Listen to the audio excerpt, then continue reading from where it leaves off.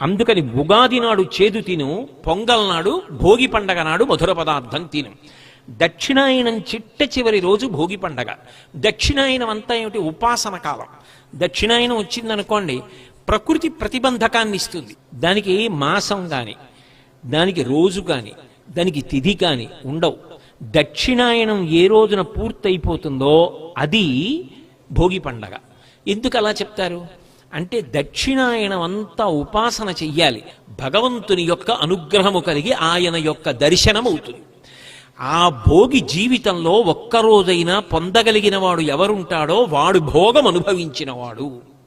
అందుకని భోగి పండగ అన్నది వచ్చింది ఉపాసన రీత్యా. ఉపాసన అంటే మీరు ఒకటి గుర్తుపెట్టుకోవాలి. ఉపాసన అంటే ఏమిటంటే, ఉప అంటే దగ్గరగా, ఆసన అంటే కూర్చుండుట. దగ్గరగా కూర్చుండుట అన్న మాటకు అర్థం ఏదో భగవంతుడి మూర్తి పెట్టుకుని దగ్గరగా కూర్చోమ్మని